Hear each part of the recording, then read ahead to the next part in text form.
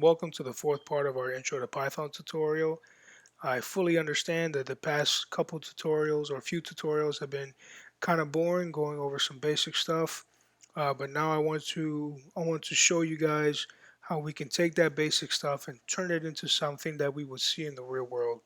So we're going to create a very basic login app. It's not going to be like a nice, pretty app with beautiful buttons and labels and all that kind of stuff. We're going to simply be running it in our Mac terminal or our Windows command prompt. So with the login app, we're going to very basically um, allow a user to create a username and password. And then we're going to check that username and password and make sure they've satisfied the requirements that we're going to declare. So I'm going to declare some requirements real fast. So I'm going to make a variable called min password length. It's going to be equal to 6. And min username length is going to be equal to 4. These are two arbitrary values that don't really mean much. We're just throwing numbers around and uh, checking the stuff that we've learned previously and applying it, like I said, to something that can be out there in the real world.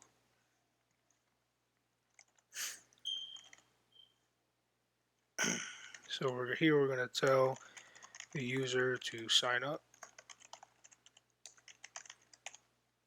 Remember our print function, print welcome to the best app ever.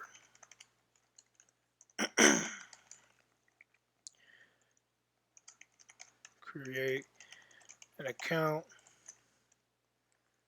to get started. You can type anything you want, but here I'm just throwing around words. All right, so next step is we're going to get user input. And to get user input in Python 3, you're going to use just the basic input function. This is built into Python. And for Python 2 users, you guys are going to use raw input.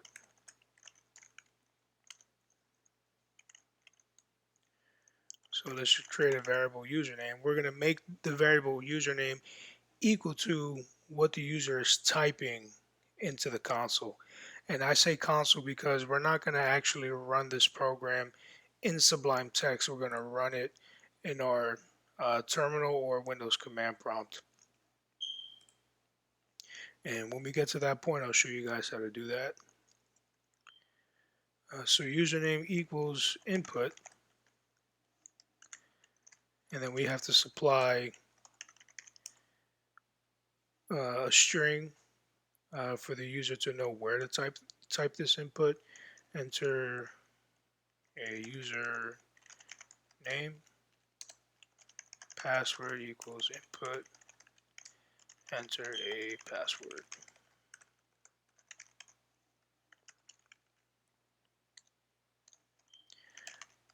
Finally, we're going to print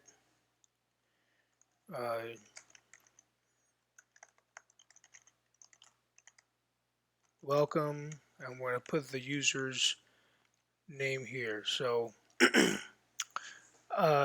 you can do this, and we'll get to this much later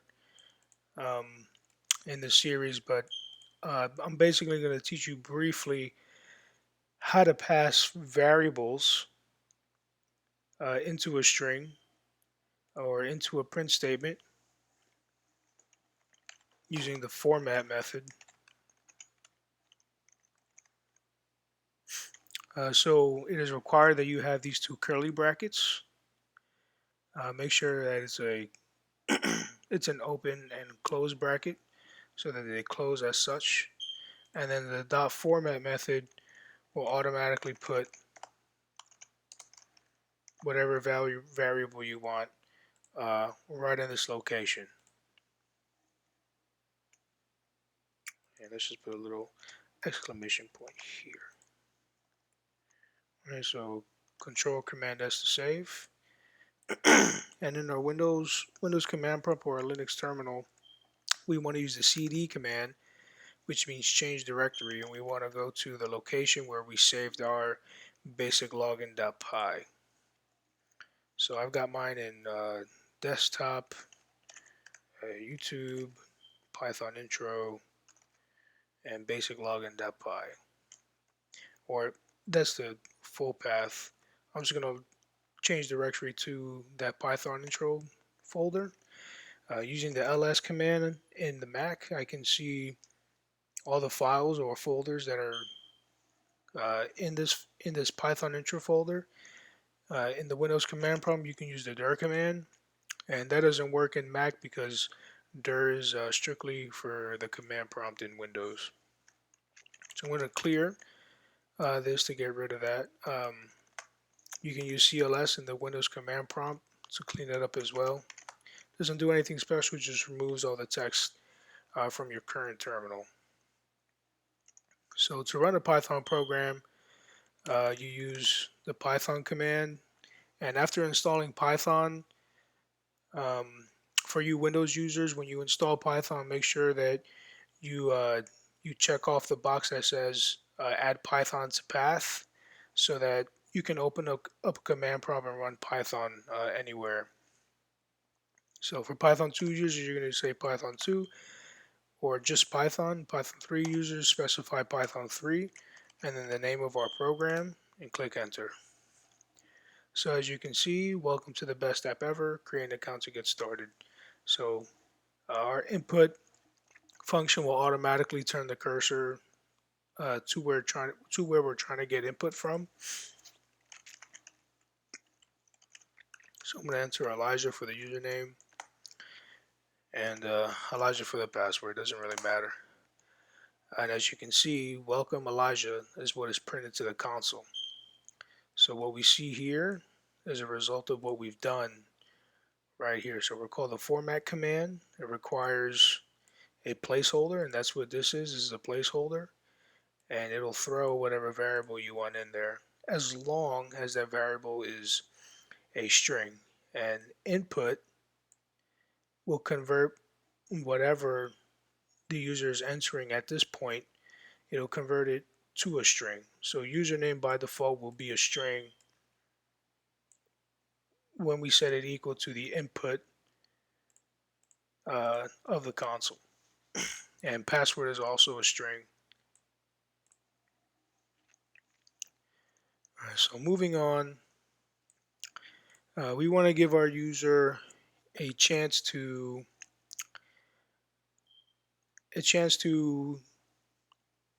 fix their username or password if things have gone wrong, or if they were unaware of the requirement, or they forgot about the requirement, whatever the case is. So we're going to use a while loop, and what a while loop basically means is while this is true,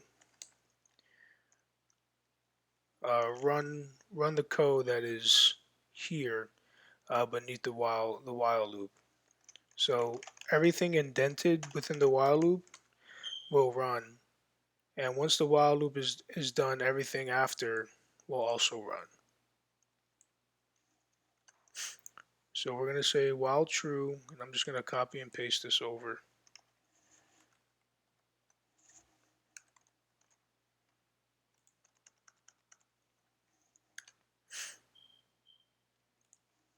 Now we're going to verify the user correctly entered information. So we're going to make sure that the length of username, remember that in our previous tutorials we used length of a string variable to check how long the string variable was, and we want to make sure that it's at least greater than or equal to the minimum user length. And when we use and here, using and will return true if this statement and the following statement are true. So if length username is greater than or equal to username length, and the length of password is greater than or equal to the minimum password length, we're just going to break our while loop here. So if these two items turn out to be true, then we break. So it'll break and it'll automatically go to print welcome username. And if we wanted to, we can say or, meaning if at least one of these is true, then break. And we'll get into and or and other more specific conditional methods later on. But let's just stick to what we're working on here. So else if the length of username is less than minimum username length,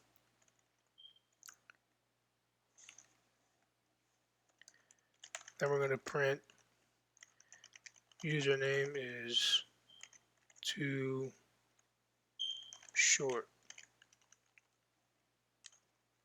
Try again. Else if the length of the password is too short, less than the password length, print password is too short.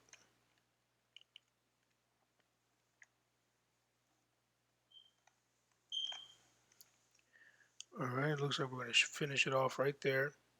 And at this point in time, because of how we have our while loop structured, say for example, I entered a username that was too short, but my password was good, then we'll get this print statement to the console. But our while loop will go back to the top and ask for both the username and password, and we'll fix that soon. But I just wanted to show you guys this basic functionality. So Control Command S to save the file. I'll clear this and then we'll run it again. Let's see what happened. An indent doesn't match any outer indentation level. Alright, so this happens quite a bit in Sublime. So if you just select all,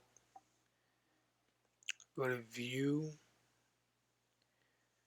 Indentation, convert indentation to spaces, it should clear up any empty tabs that we've got.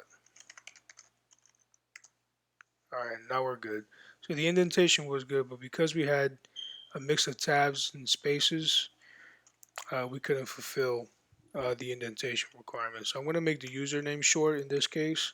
So I'm just going to put Eli and then a password that's good. So just password. As you can see, the console is printing out username is too short, please try again. And it prompts us again for a username. This time I'm going to satisfy the username requirement. And of course, like I said before, it'll ask us for the password as well, but I'm going to fail the password requirement. So fail. And as we expect, the password is too short. So now I'm going to show you that if I satisfy both requirements, then we're successfully signed up and it says welcome Elijah. So that's it for this first part. We're going to expand this in part 5. I hope to see you guys there. Thank you so much.